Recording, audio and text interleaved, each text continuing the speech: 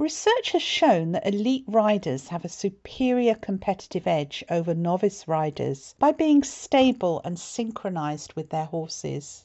When the pubic bone is involved as a stabilizer, you can see from this diagram how much that can be used for additional support, yet it is often disregarded.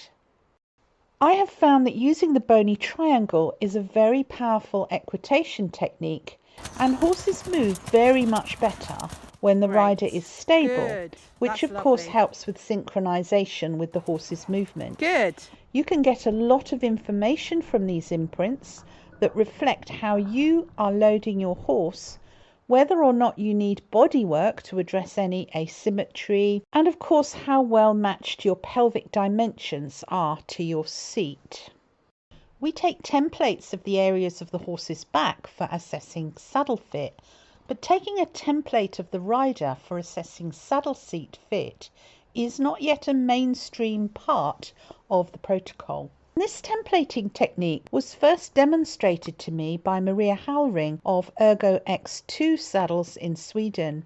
Precision riders should be aware of their bony pelvic floor contact with the saddle because it's critical for saddle seat fitting to enable them to achieve an effective, stable posture for riding synchronously with their horse's movement, and of course to avoid discomfort through the many thousands of gait repetitions while riding.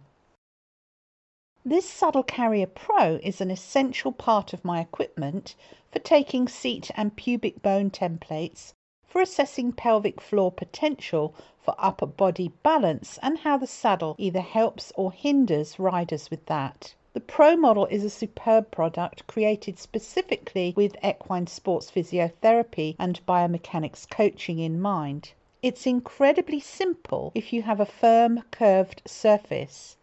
The first step is to take a 30 cm by 30 cm square and place it on the surface, then sit on it, aim to be centrally loaded across each side, and sit down in one move to get an accurate imprint.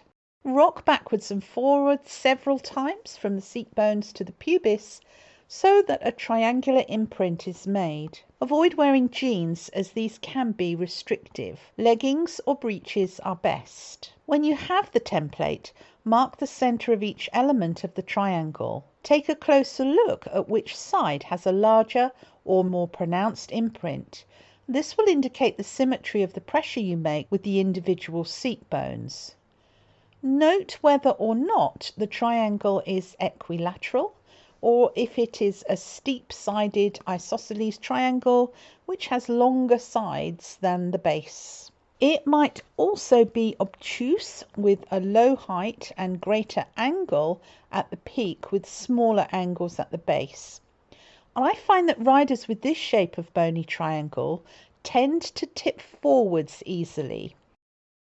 You will also see whether one seat bone is protracted or retracted compared with the other, possibly indicating a rotated pelvis. The ideal is, of course, an equilateral triangle, loading with equal pressure because that is the most stable.